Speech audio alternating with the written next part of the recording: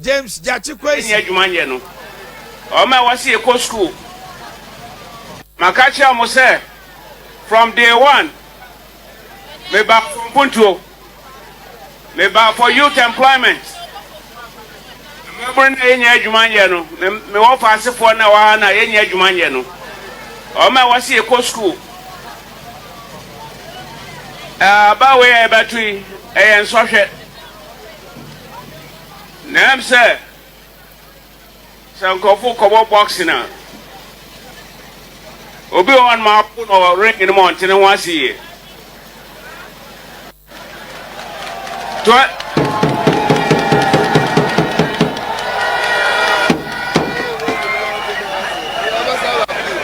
2020. Joe boy. Me say 2020 fight today na comedies. And this is here. Me catch the executives if you are crying region na obi say Boga no more phantom chain between now and 27th of June. Since you are one from an old soldier.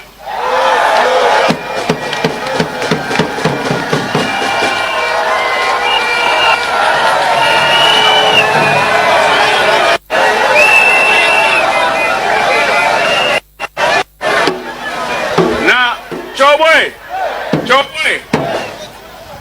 Nessa, ya don't be poor more some. Now, more cover candidate, we be ring, must me face me. Organizer some.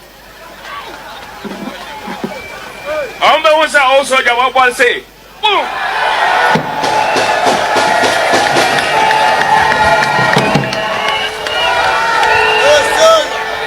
Okay. Joe boy. Charles Opoku wati. Matibi. Was obe bow pum knockout. Now there was some cry. Timu Pama ma. Any kind minim say o asida wo de bema eye constituents ne delegates o moto abama wo. Etima yentie wo na wi aye di nkomo no. No ko pepe sa na wo kanu. Nyame sira wo bebe. My first outcome we so na Charles Opoku.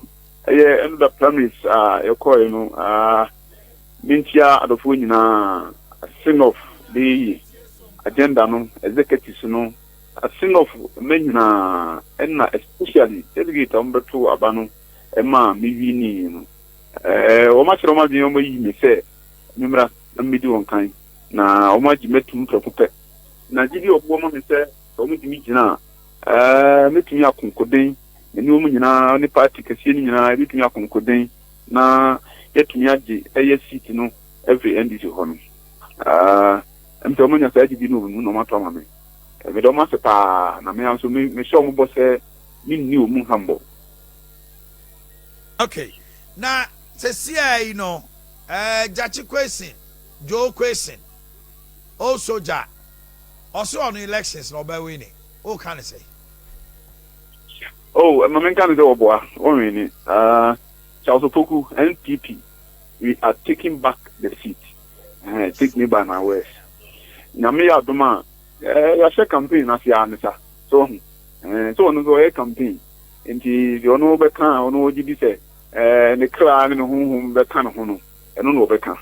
But the end dey kasa se adwuma no ye beye adwuma no ya ye adwuma no ye kuso ye na wo hwe odo a Assin ofufo ayi na di e kire Charles Opoku empo ama oba be ginam se oba be prim na se be gyan na enye odo keto e se obia kana sem no na na bi so intia ono kan na bi so but trust me ye be comparative analysis kaka this time no me say Assin of politics yes very clean politics, very clean campaign so young come by enuma enye by young find be a personality in the we when you do and now we usha and now we will see dying and now we be a maybe aso it is our nyoma let's put them aside na young fight out of Opoku any on a good question engine so na young show omunuma young show contributions towards Assin of people. You share the way of one kasa and go for Omofa. Now you have the Nijina Honoma, Assin of Fono, one kasa, you know, say, Omra, no me do. It's as simple as that. Hey, analysis nearby. So many analysis. Oh, okay. You know, a very different crowd from the honorable education or comes over boom, boom, boom, boom, only boom, saying, oh, come then so. Yeah, the human good on man. That's a book in my way, you know, I say no for me. Now, Pancha, oh, can you make? Hello, Charles. Oh, yeah, new man, the new man, dear new man at Charles Opoku. Ebi a ye what side ha no ye nya nhunu ye se wo foundation bi ba Johnny Dini dey say yo me wo foundation bi a e fe no Akosiabako foundation say nom sa foundation so edi nyuma pepere gusu di nyuma sisi e ya me no ka say sisi e me ye free health insurance registration so and renewal ama Assin of fo nyina ama hase ye Monday ya me kunkuru nyina so Assin of nyina na my the project be a it's very big am cover a wider range you can say be a SOMPA so and same home me free vocational training nipa 1150 so nan say am ko che justice school justice am 35 schools are no enya dia eya de ketekete kura na football so kura ka ho nan same ho school bia na school dan bia JSS block wo Assin bia so na ase aye kakra ni shape no aye basa kakra ni kokko ye renovation see school no kama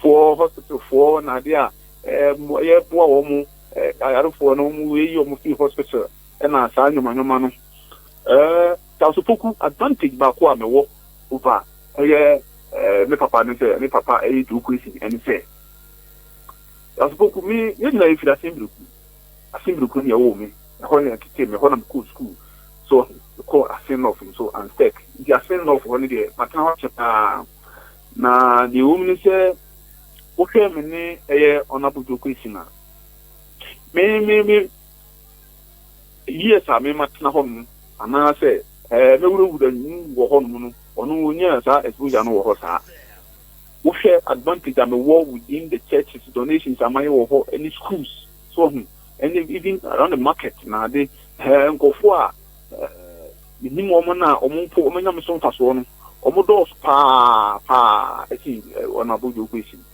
omo analysis na me ye no inti say menini gina enne na yesi ye decide nyuma tutu ho a omma yemi kan nyina no wono so mo man another column wono so wontumi nya bi emfedi those spaces and this is a way mun ankofu ibehwe na omode atoaba enye me ba ya che ana me di pen dabi ye wo die obetumi aye ono na yetimbe kina na yamana ye